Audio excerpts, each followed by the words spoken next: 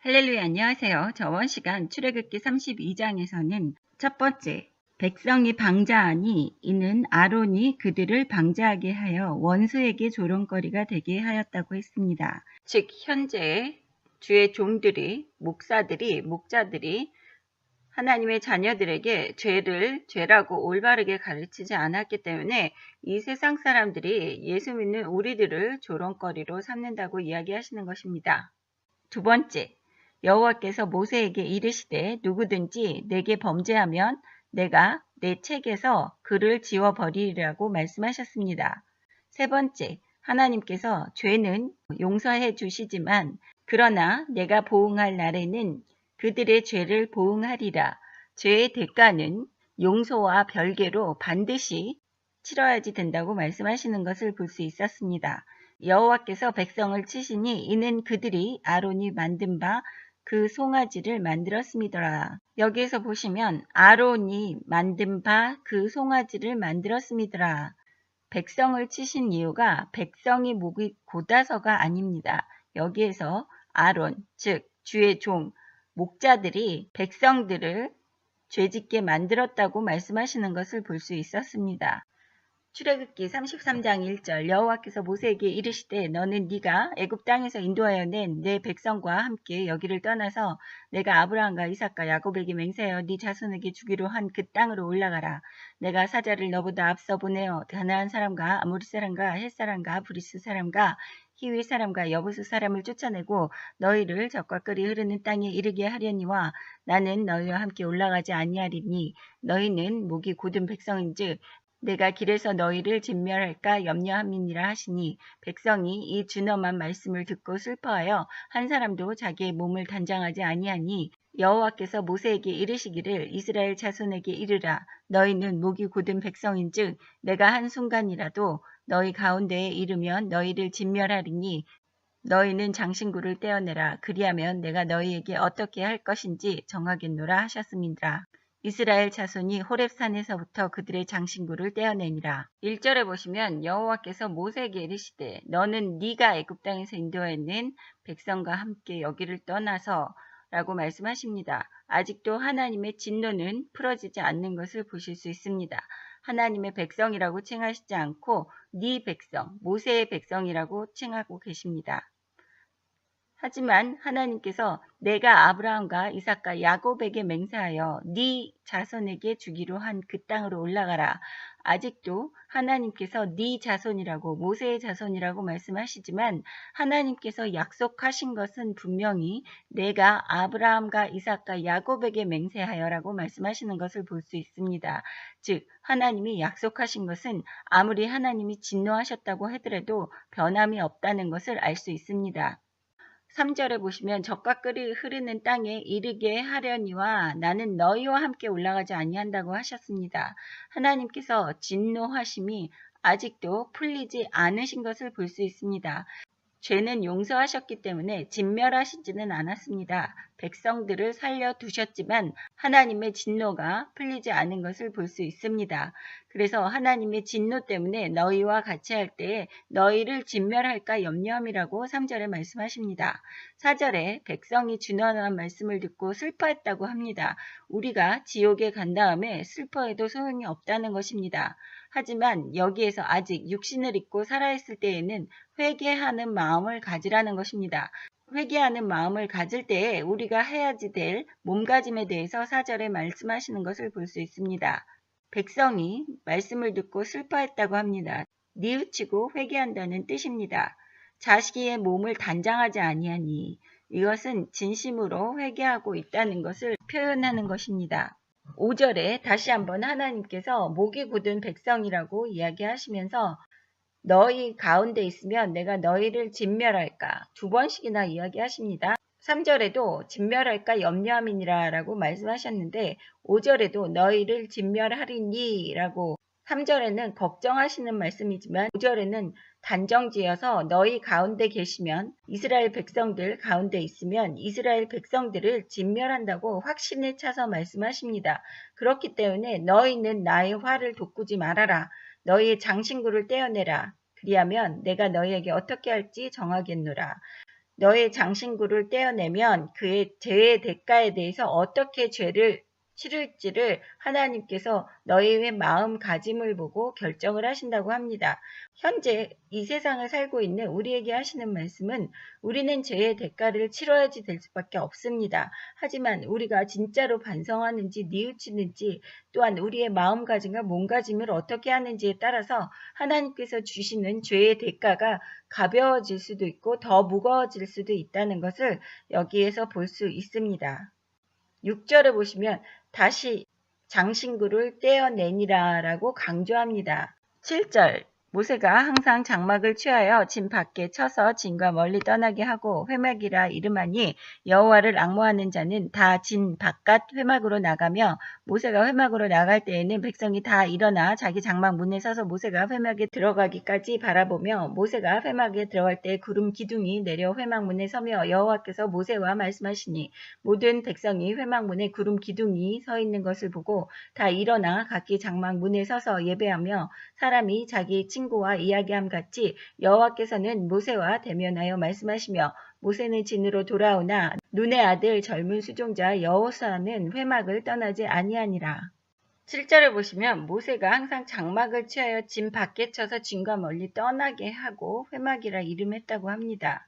그리고 여호와를 앙모하는 자는 다 진 바깥 회막으로 나가며 3절에 보시면 나는 너희와 함께 올라가지 아니하리니 너희는 목이 곧은 백성인즉 내가 길에서 너희를 진멸할까 염려함이니라. 그래서 7절에 보시면 모세가 항상 장막을 취하여 진 밖에 쳤다고 합니다. 이때는 아직 성막이 만들어지지 않았습니다. 그렇기 때문에 모세가 장막을 취하여 진 밖에 쳤다고 합니다. 하나님께서 이스라엘 백성과 같이 동행하지 않는다고 말하셨기 때문에 모세는 하나님을 만나기 위해서 이스라엘 백성들의 진 밖에 장막을 쳐서 회막이라고 이름하고 하나님을 앙모하는 자는 다 진 바깥, 즉 이스라엘 백성들의 진영이 아닌 바깥으로 나와서 회막으로 나갔다고 합니다. 하지만 모세가 회막 안으로 들어갈 때는 백성이 다 일어나서 멀리서 장막 문에 서서 모세가 회막에 들어가기까지 바라보았다고 합니다. 그때 모세가 회막에 들어가면 구름 기둥이 내려와 회막 문에 서며 여호와께서 모세와 말씀하시니 이것은 하나님께서 모세와는 대화를 하시고 모세와는 친밀한 관계를 유지했다는 것을 아실 수 있습니다. 여기에 눈의 아들 젊은 수종자 여호수아는 회막을 떠나지 아니하니라.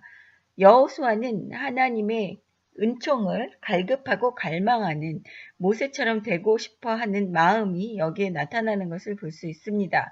여호수아는 모세 이후에 이스라엘 백성을 가나안 땅으로 인도하는 역할을 합니다.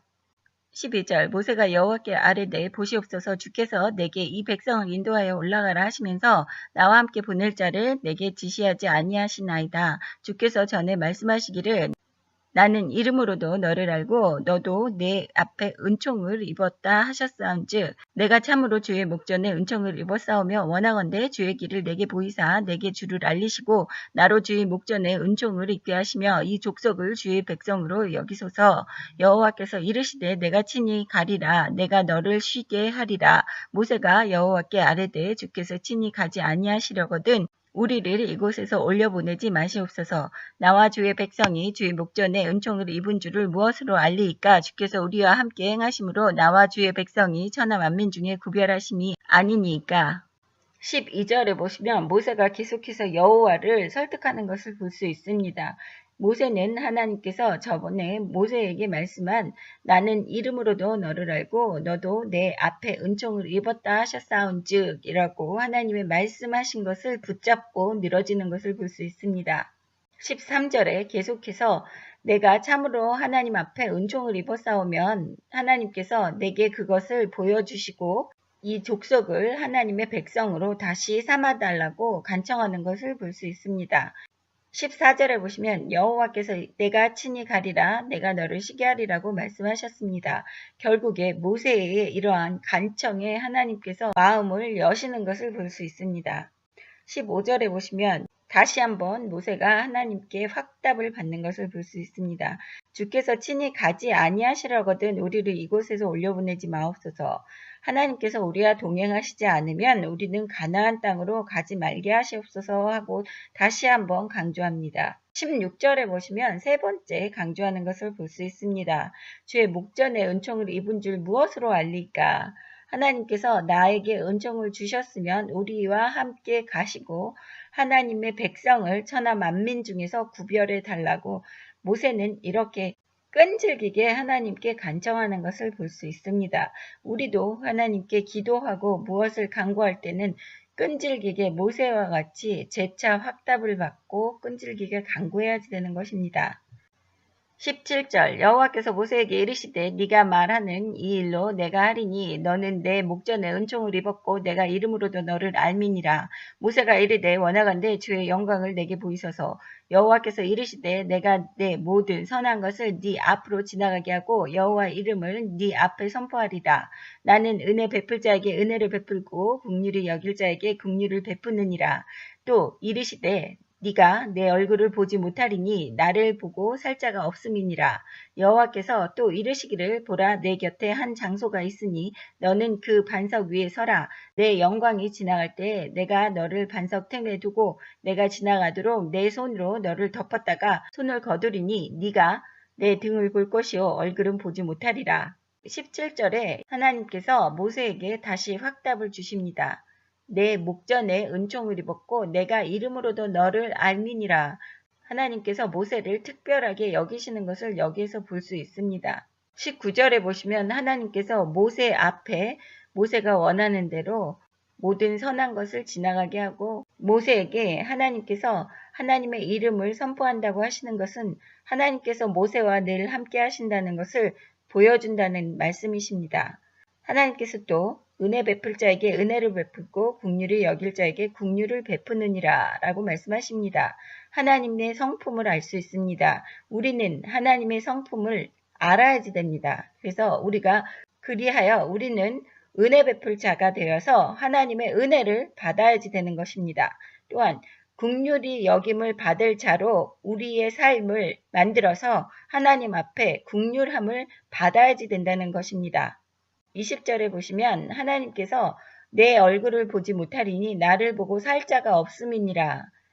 하나님을 얼굴을 봤다고 하는 사람들이 간혹 있습니다. 현재도 성경에서 분명히 말씀하십니다. 하나님의 얼굴을 보지 못하리니 나를 보고 살 자가 없음이니라.